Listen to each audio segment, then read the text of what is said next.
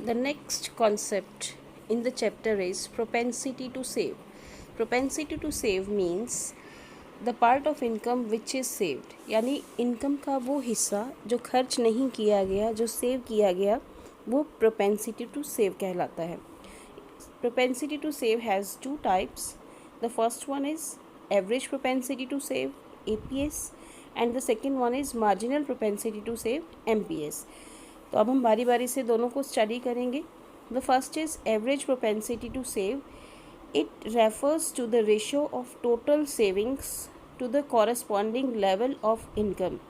APS क्या है, यानी टोटल सेविंग्स का टोटल इनकम से जो रेशियो है, जो प्रपोर्शन है, दैट इज़ कॉल्ड APS. तो इसमें इसके लिए फॉर्मूला रहता है APS is equal to S/Y, जहाँ पे S क्या है, सेविंग्स, और Y क्या है, इनकम. तो यहाँ देखिए एग्जाम्पल के तौर पे अगर सेविंग्स इकॉनमी में 30 करोड़ रुपीज़ हैं और नेशनल इनकम 100 करोड़ रुपीज़ है, तो उस समय APS कैसे निकालेंगे. 30/100 equals to 0.3.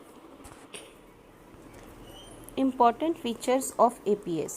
The first one is APS can never be equal to 1 और more than 1. देखिए APS 1 या फिर 1 से ज़्यादा नहीं होगी. उसके पीछे कारण क्या है. APS 1 क्यों नहीं है. APS 1 होने का मतलब है सेविंग और इनकम दोनों बराबर हैं. ओके, तो इट मीन्स कंजम्पशन ज़ीरो है. तो क्योंकि कंजम्पशन कभी भी ज़ीरो नहीं होगा, इसीलिए सेविंग्स कभी भी इनकम के बराबर नहीं होंगी, इसीलिए APS 1 नहीं होगा. साथ ही APS मोर देन 1 होने का मतलब क्या है कि सेविंग्स इनकम से ज़्यादा हैं. तो कभी भी जो सेविंग्स है वो इनकम से ज़्यादा नहीं हो सकती, इसीलिए APS ना 1 होगा और ना ही ये मोर देन 1 होगा. The second one is APS can be zero. APS zero कब होगा. APS ज़ीरो का मतलब है कि S फैक्टर वो ज़ीरो है. S फैक्टर ज़ीरो कब होगा, जबकि सारी इनकम कंज्यूम कर ली गई है, यानी सेविंग्स ज़ीरो है, जिसे आप ब्रेक इवन पॉइंट भी कहते हैं. Third is APS can be negative और लेस देन 1. देखिए APS नेगेटिव कब होगा. APS नेगेटिव कब होगा, जबकि सेविंग्स नेगेटिव होंगी. आपको याद होगा कि इनिशियल लेवल्स ऑफ इनकम जब इकोनॉमी के होते हैं तो उस समय पे कंजम्पशन ज़्यादा होता है, इनकम कम होती है, तो सेविंग्स नेगेटिव होती हैं. तो इस समय पे जब सेविंग्स नेगेटिव हैं तो APS क्या होगा, वो भी नेगेटिव होगा.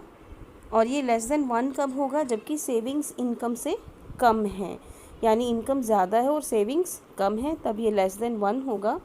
और लास्ट इसमें पॉइंट है APS rises with increase in income. जो जैसे जैसे इनकम बढ़ेगी वैसे वैसे APS भी बढ़ेगा, क्योंकि इनकम का जो हिस्सा है लोग वो सेविंग करना शुरू कर देते हैं. इकॉनमी में सेविंग्स बढ़ती चली जाती हैं.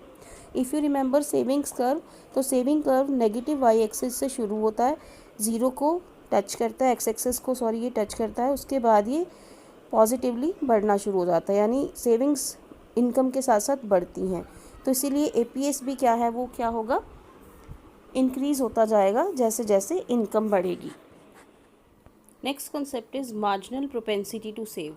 देखिए मार्जिनल प्रोपेंसिटी टू सेव क्या है. It refers to the ratio of change in savings due to change in total income, यानी टोटल इनकम में चेंज के कॉरेस्पॉन्डिंगली सेविंग्स में कितना चेंज हुआ है, बढ़ी हुई इनकम का लोग कितने % सेव करते हैं. तो ये कॉन्सेप्ट है MPS. इसके लिए फॉर्मूला है MPS इक्वल्स टू डेल्टा S/डेल्टा Y. It means change in savings divided by change in income. तो इसे एक एग्जांपल से हमने क्लियर किया है. तो इसमें देखिए if saving increases from ₹30 to ₹90 crore, यानी सेविंग्स में 60 करोड़ का चेंज आया with an increase in income from ₹100 to 200 crore, यानी इनकम में 100 करोड़ का चेंज आया है. तो MPS क्या होगा, 60/100 equals to 0.6.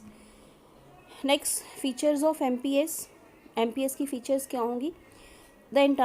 If the entire additional income is save then MPS is equal to 1. अगर पूरी जो एडिशनल इनकम है वो सेव कर ली गई है, इनकम जितनी भी बढ़ी है उतनी सारी सेव कर ली गई, कंजम्पशन पे नहीं खर्च किया गया, तो क्या होगा, MPS की वैल्यू 1 होगी. And if entire additional income is consumed, पूरी एडिशनल इनकम अगर कंज्यूम कर ली गई है, इट मीन्स डेल्टा C और डेल्टा Y बराबर है, तो ऑब्वियसली डेल्टा S ज़ीरो होगा. तो उस समय पे MPS क्या होगा, that would be zero. In normal situations the value of MPS varies from 0 to 1, यानी नॉर्मली जो MPS है उसकी वैल्यू 0 to 1 के बीच में रहती है।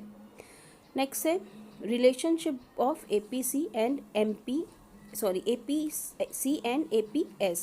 तो यहाँ देखिए APC और APS क्या होंगे, उनका टोटल 1 होगा, क्योंकि जो इनकम है उसके दो पार्ट्स हैं, कंजम्पशन और सेविंग्स। तो अगर APC और APS दोनों को मिलाया जाए तो वो क्या है, दोनों 1 के बराबर होंगे। इसी तरह से relationship of MPC and MPS ये भी क्या होगा, 1 के इक्वल होगा, क्योंकि जितना भी चेंज इनकम में आया है वो क्या होगा, delta C plus delta S। ये क्वेश्चन बहुत इंपॉर्टेंट है, derivation of saving curve from consumption curve, कि आपको एक कंजम्पशन कर्व दिया हुआ है, आप उससे सेविंग कर्व किस तरह से डिराइव करेंगे। तो यहाँ देखिए हमें ये जो डायग्राम आप देख रहे हैं इसको हमें बनाना है। तो सबसे पहले आप कंजम्पशन कर्व बनाएंगे।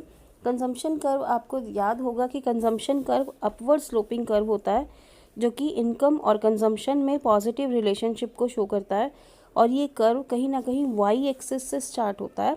वाई एक्सिस से स्टार्ट क्यों होता है, क्योंकि कुछ ना कुछ, क्योंकि ज़ीरो लेवल पे भी कंजम्पशन पॉजिटिव होता है। तो यहाँ देखिए इस डायग्राम में आप देख रहे हैं एक्स एक्सिस पे इनकम को कंसिडर किया गया है और वाई एक्सिस पे कंजम्पशन को। ओ वाई इनकम कर्व है, AS कर्व है, और CC कंजम्पशन कर्व है। वही CC OC जो गैप है ये क्या है, ऑटोनोमस कंजम्पशन, यानी ज़ीरो लेवल ऑफ इनकम पे कंजम्पशन कितना है, OC। अब देखिए OC consumption zero level of income पे है, एग्जैक्टली इतनी ही ज़ीरो लेवल ऑफ इनकम पे डिस सेविंग्स होंगी। तो यहाँ देखिए नीचे जो डायग्राम एक बनाया हुआ है जिसमें हम सेविंग कर्व डिराइव करने वाले हैं, तो यहाँ देखिए OC और OS दोनों बराबर हैं। OS क्या है, ये डिस सेविंग्स है, यानी सेविंग्स है जबकि डिस सेविंग्स हैं जबकि इनकम ज़ीरो है। तो उसके बाद देखिए E पॉइंट है कंजम्पशन कर्व में, देखिए E पॉइंट है जहाँ पर कि कंजम्पशन और इनकम बराबर हो गए, ब्रेक इवन पॉइंट जिसे आप कहेंगे। तो इस पे क्या होगा, सेविंग्स ज़ीरो होंगी। तो इसी से हमने क्या किया, एक नीचे एक डॉटेड लाइन से हमने एक लाइन ड्रॉ की है।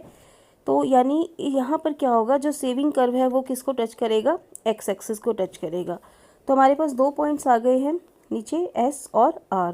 तो S और R को आप जब स्केल की हेल्प से ज्वाइन करेंगे और इसको फर्दर जब आप एक्सटेंड करेंगे तो जो कर्व आपको मिलेगा दैट इज़ सेविंग कर्व, यानी आपने कंजम्पशन कर्व से क्या किया, सेविंग कर्व आपने डिराइव किया है।